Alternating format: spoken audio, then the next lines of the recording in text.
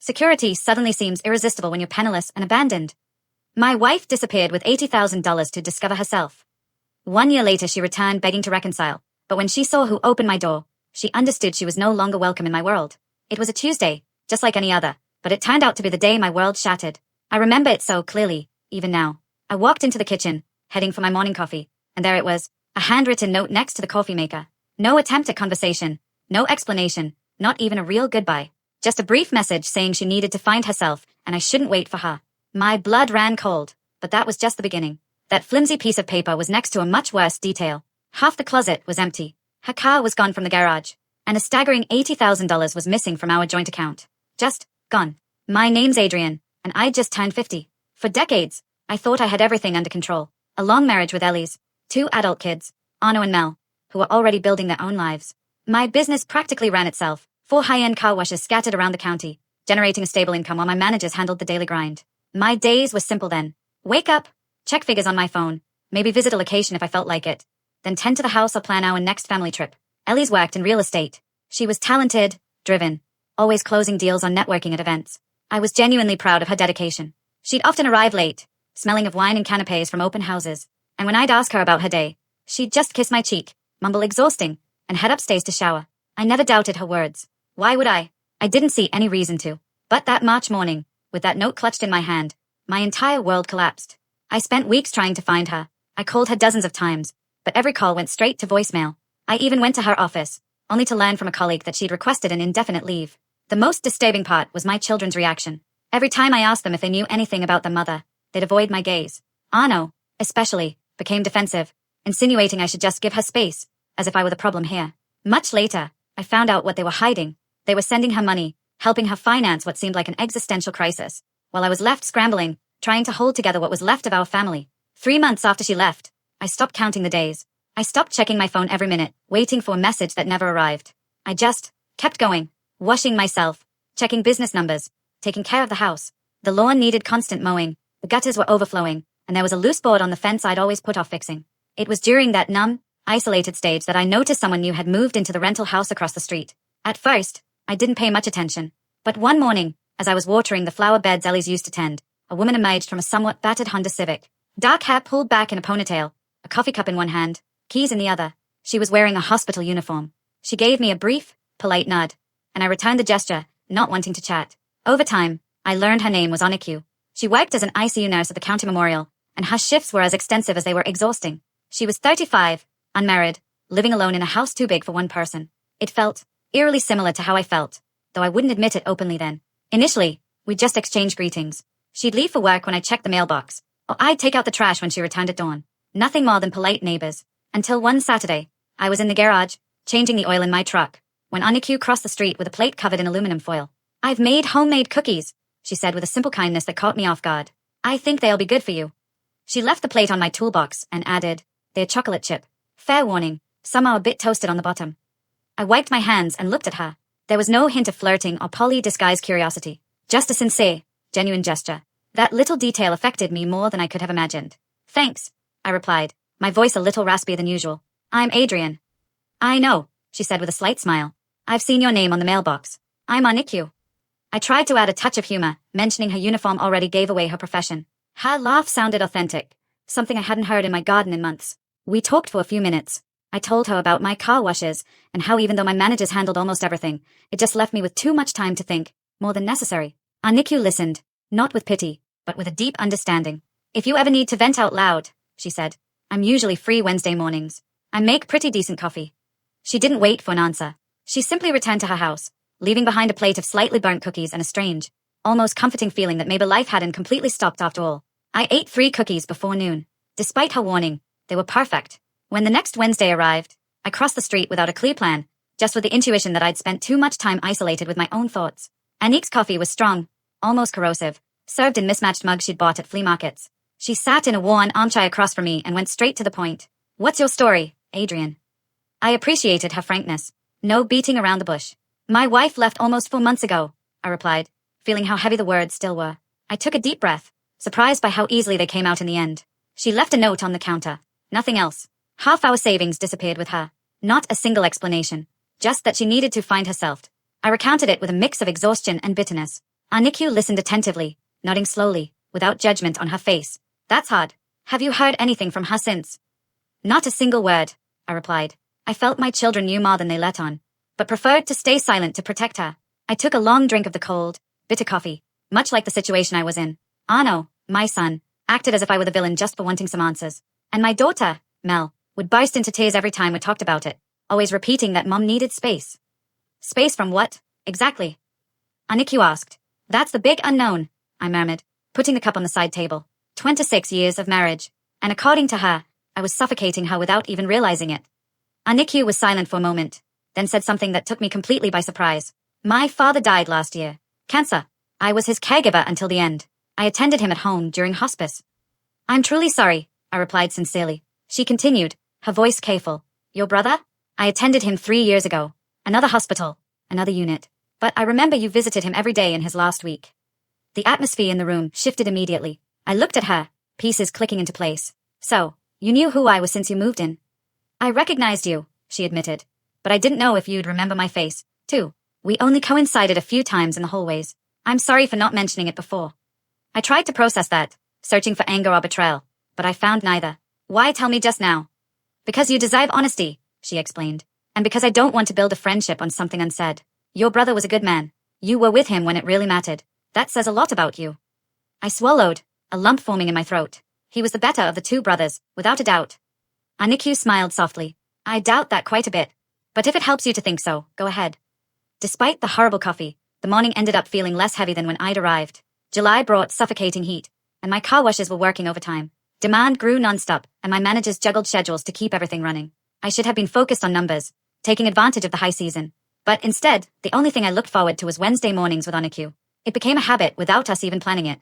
She'd finish her night shift on Wednesdays at 7 a.m., sleep until noon, and I'd appear with pastries from the downtown bakery. We'd sit on her back deck and talk about anything. She'd tell me stories of difficult patients, of the emotional way of watching people fade despite all efforts. I spoke to her about Arno's increasingly hostile calls and Mel's guilty silences.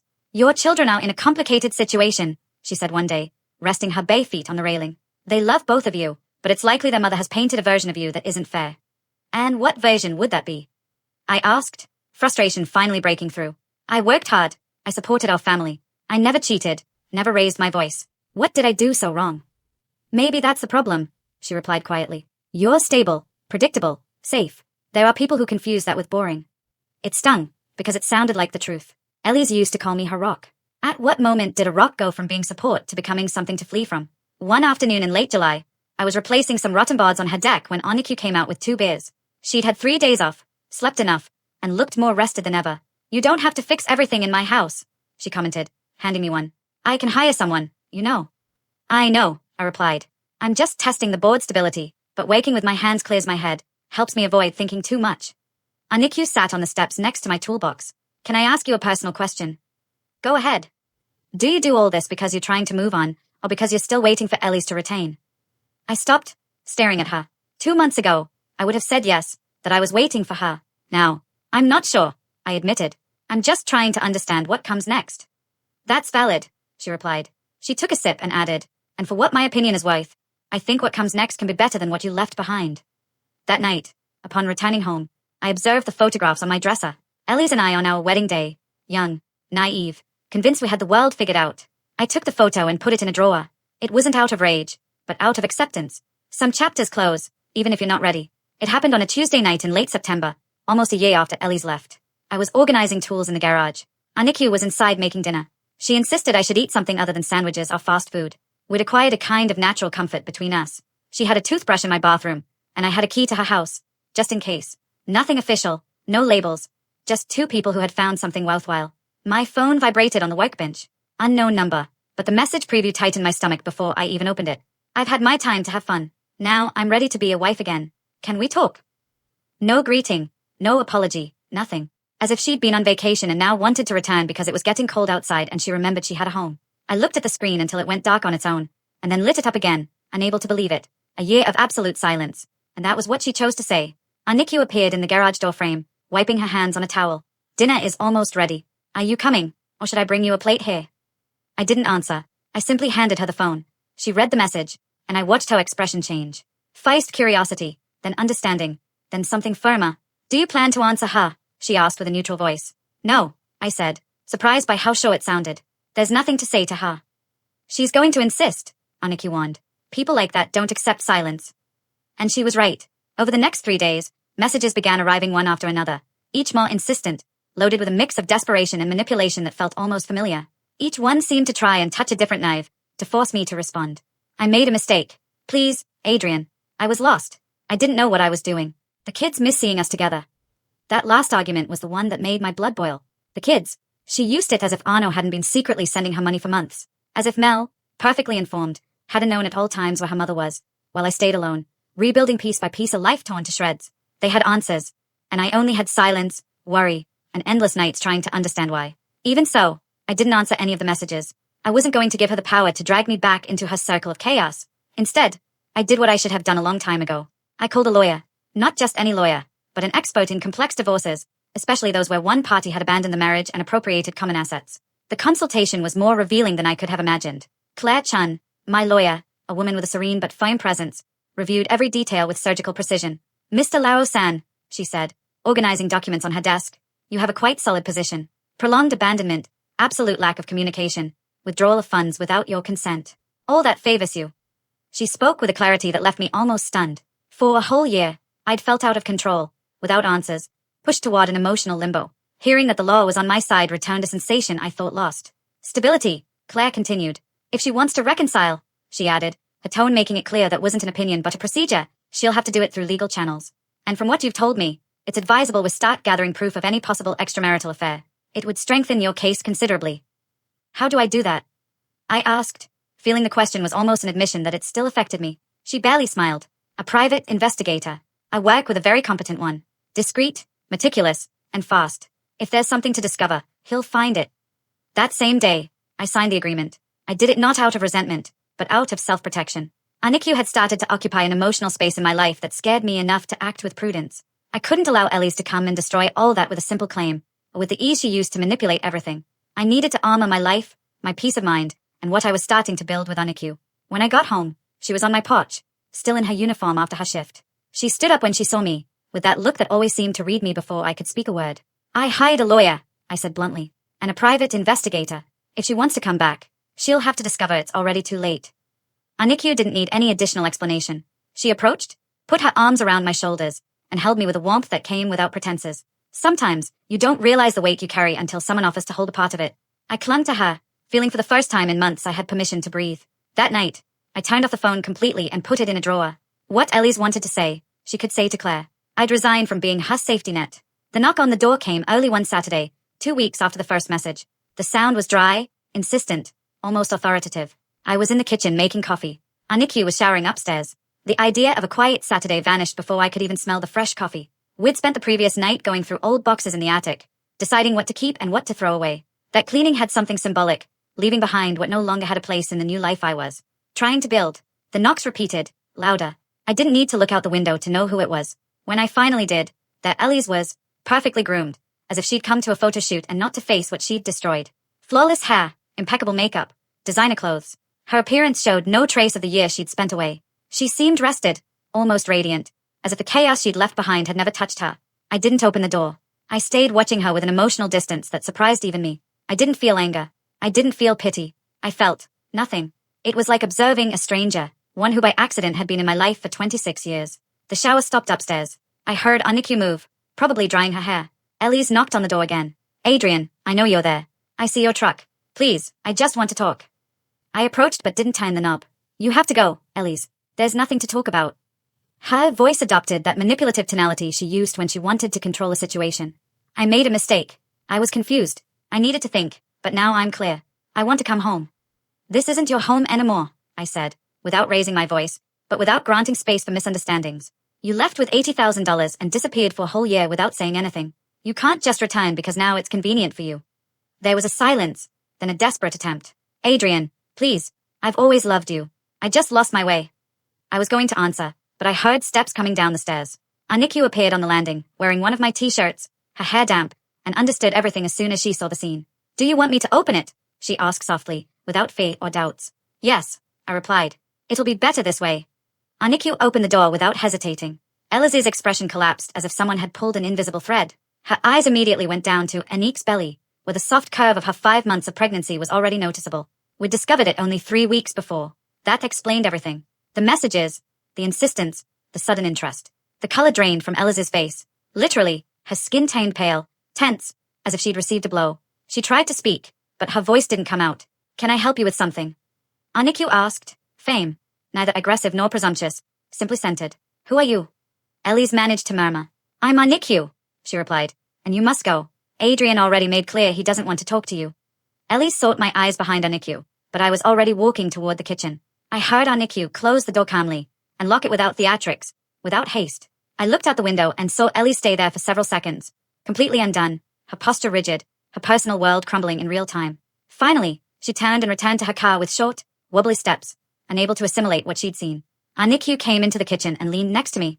Are you okay? She asked. The answer surprised even me. Yes, I said. And this time, it was true. I'm really okay.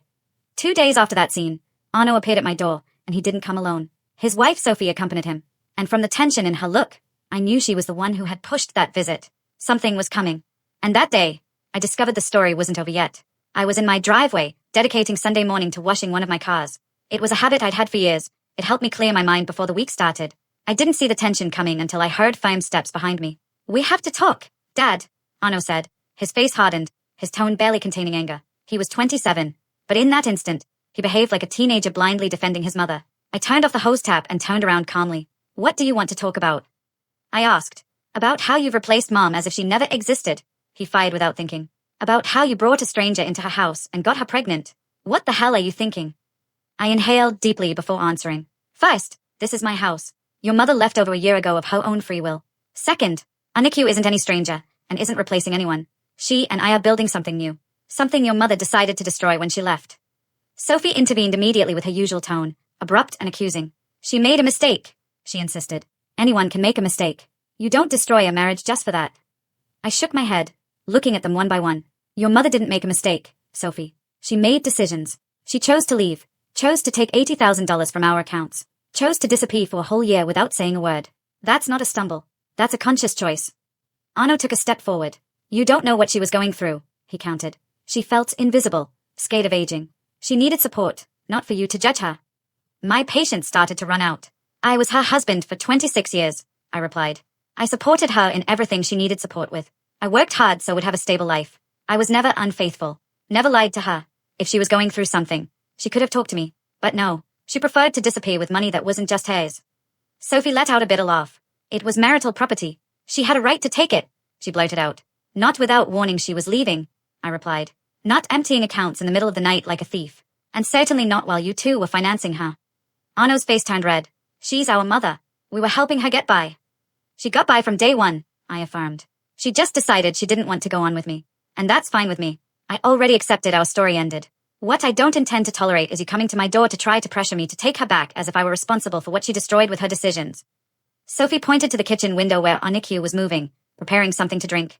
That baby changes nothing, she blurted coldly. Legally, you're still married to Arno's mother. This is adultery, and in the divorce, it's going to count. I crossed my arms, maintaining a serene tone. Believe me, Claire already reviewed all that. A whole year of abandonment puts me in a very solid legal position. And if we talk about infidelity, maybe you should ask your mother-in-law what she was doing during that year. I have a complete report. The private investigator doesn't leave loose ends. You hired an investigator? Arno exclaimed, utterly shocked. I protected myself, I replied. Something I should have done a long time ago. And now, if you're done trying to intimidate me in my own home, I have things to do.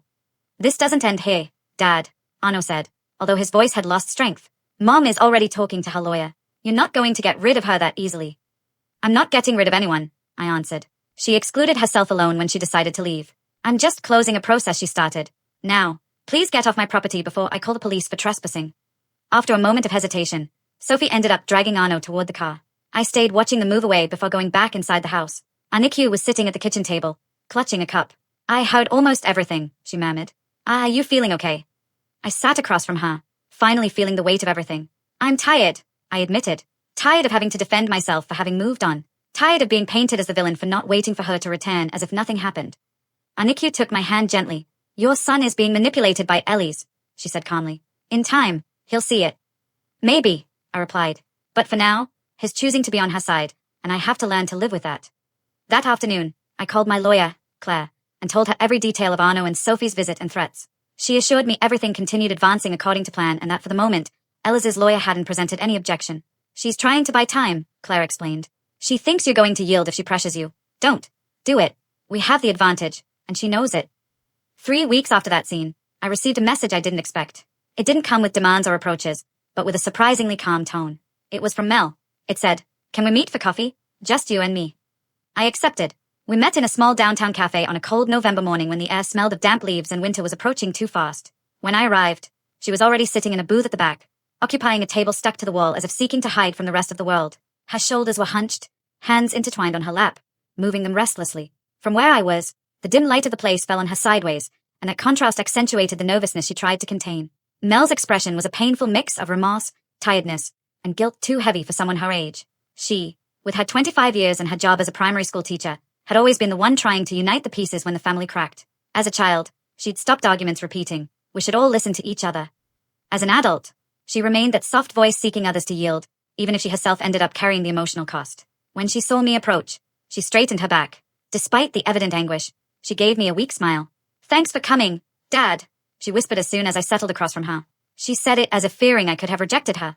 "You'll always have my time," I replied, fame and serene. "I'm your father, and that doesn't change." Her eyes moistened almost instantly, as if those words had knocked down her last wall. She choked up. "I'm so sorry," she stammered, swallowing air so as not to break. "I should have sought you out sooner. I should have defended your position when Arno behaved so badly with you." I took a deep breath. Hearing that apology, so honest and so loaded with weight, impacted me more than she could imagine. "You didn't have a simple situation," I told her, trying to lighten the load she carried on her shoulders. But she denied it. "No, Dad, I was a coward."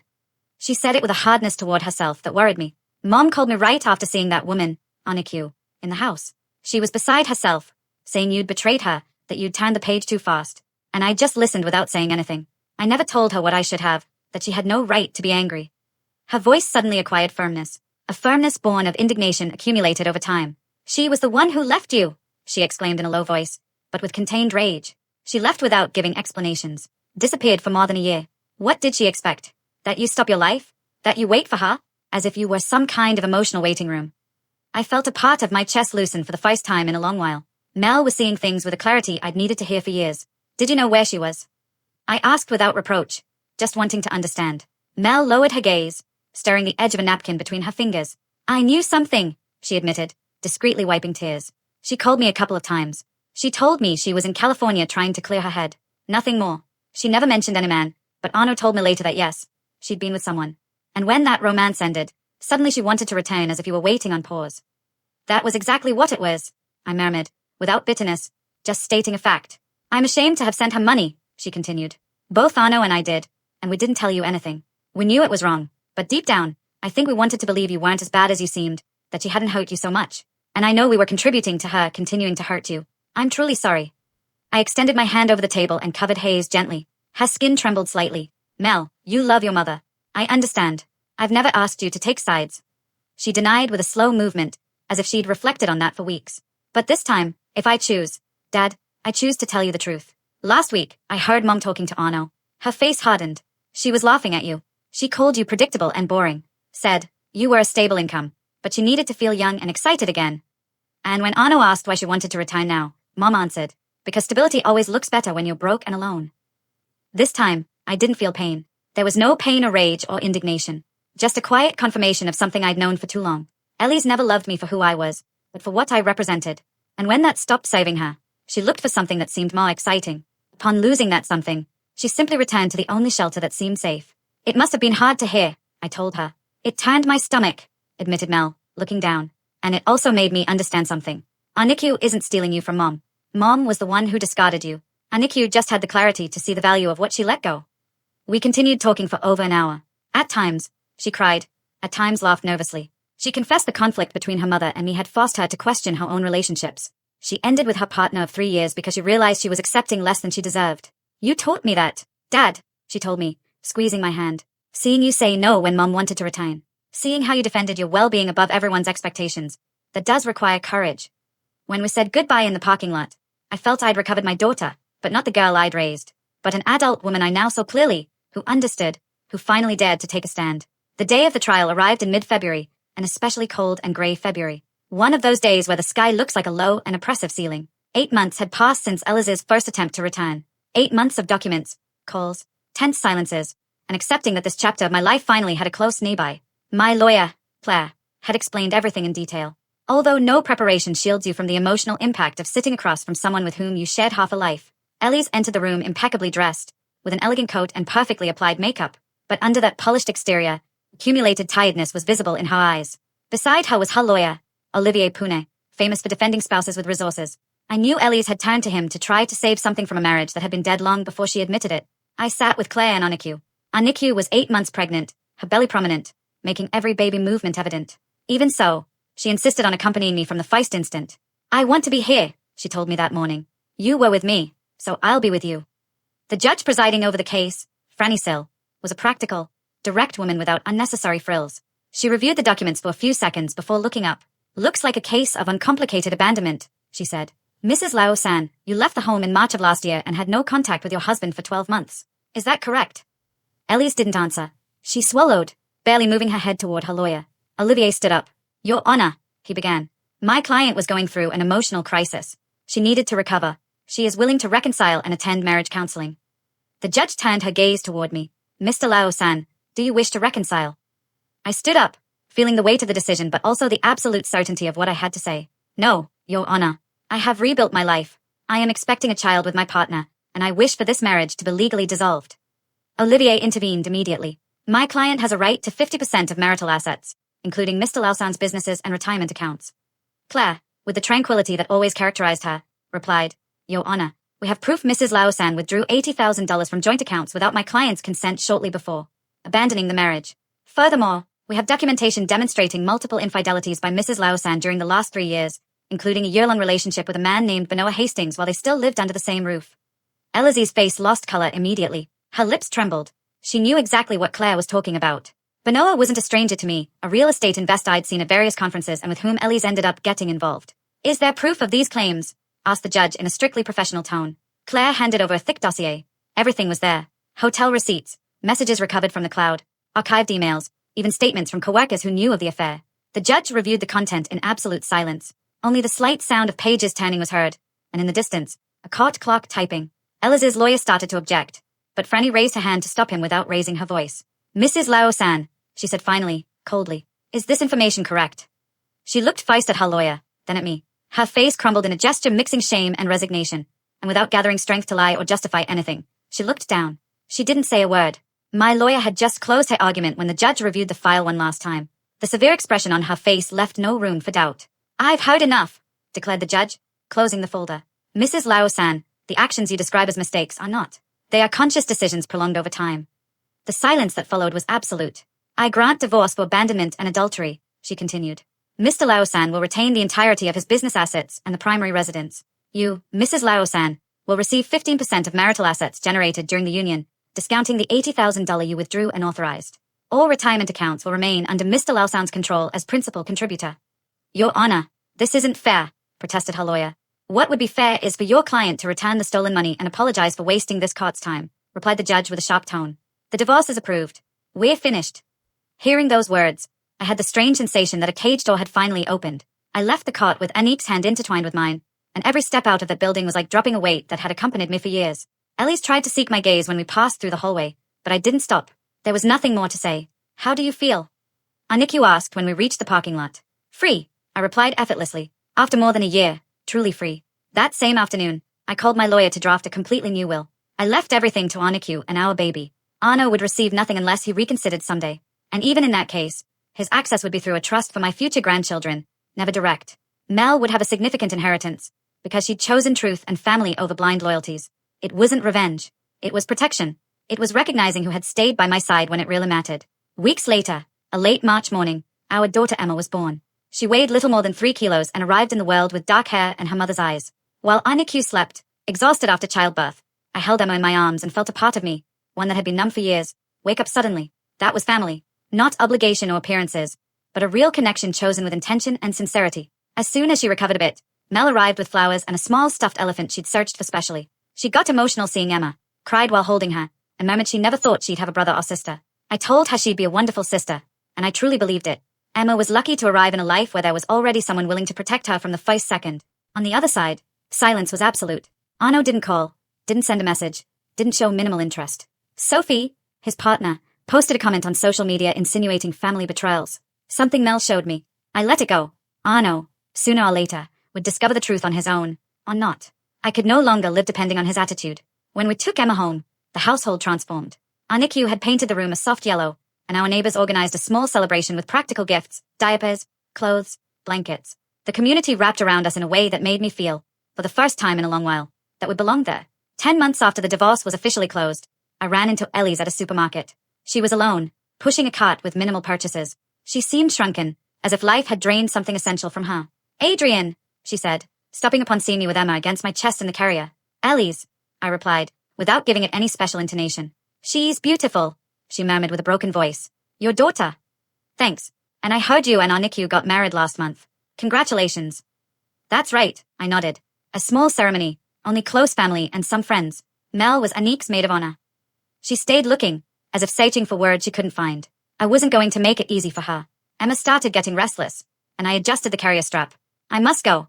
Take care, Ellie's. I walked away without turning my head. There was no longer resentment, just quiet indifference. She was someone who formed part of my life, but wouldn't have any place in my future. Arriving home that afternoon, while unbuckling the carrier and Emma rested deeply against my shoulder, I was surprised by how light I felt. Not from joy, but from the total absence of weight. Closing a chapter doesn't always sound like victory. Sometimes it simply feels like breathing after a long time without doing it well. Aniku came out to the hall with a blanket in her hands. Everything okay? She asked, looking at me with that mix of curiosity and prudence she always had when she sensed something had stirred me. I saw her, I answered, leaving Emma gently in her portable crib. Ellie's. But nothing happened. It was a memory that no longer hurts.